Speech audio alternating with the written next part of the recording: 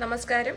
ഇന്നത്തെ വാർത്തകളിലൂടെ ഇന്നത്തെ മലയാള മനോരമയിൽ ആദ്യത്തെ പേജിൽ ലെഫ്റ്റ് സൈഡിലായിട്ട് ഹോസ്റ്റൽ പീഡനം റാഗിങ്ങിനെ കുറിച്ചിട്ടാണ് വാർത്ത വന്നിരിക്കുന്നത്. ഹോസ്റ്റൽ പീഡനം പുറത്തു വന്നത് കണ്ണില്ലാത്ത ക്രൂരത, അരുത് മരവിച്ചോ മനസാക്ഷി എന്നതാണ് സബ് ഹെഡിങ് കൊടുത്തിരിക്കുന്നത്.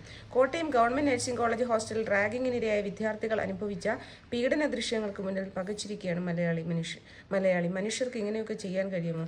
കറക്റ്റാണ്. വളരെ വലിയ ഒരു റാഗിങ്, നമുക്ക് ഞെട്ടിപ്പോകുന്ന തരത്തിലുള്ള റാഗിംഗ് ആണ്. Caring hands, healing hands. ദേഹമാസകലം മുറിവുകളേറ്റ് വിവസ്ത്രരായി അവഹേളിക്കപ്പെട്ട് ഉറക്കം കിട്ടാതെ കിടന്ന രാത്രികൾ ആ കുട്ടികൾ ഈ നഴ്സിംഗ് മുദ്രാവാക്യം ഉരുവിട്ടിട്ടുണ്ടാകാം. പാതി മയക്കത്തിലെങ്ങോ നെറുകയിൽ തലോടി മുറിവുകളിൽ ലേപനം പൂശി ആശ്വാസം പകർന്നു പോകുന്ന വെള്ളയുടുപ്പിട്ട 1000 കൈകൾ അവർ സ്വപ്നം പോലെ കണ്ടിട്ടുണ്ടാകാം. അങ്ങനെ ഡീറ്റെയിൽ ആയിട്ട് റാഗിങ്ങിന് എതിരെ പറഞ്ഞിട്ടുണ്ട്. അതിൽ അറസ്റ്റ് ചെയ്തിട്ടുണ്ട്. റാഗിങ് ചെയ്ത പ്രതികളെ അറസ്റ്റ് ചെയ്തിട്ടുണ്ട്.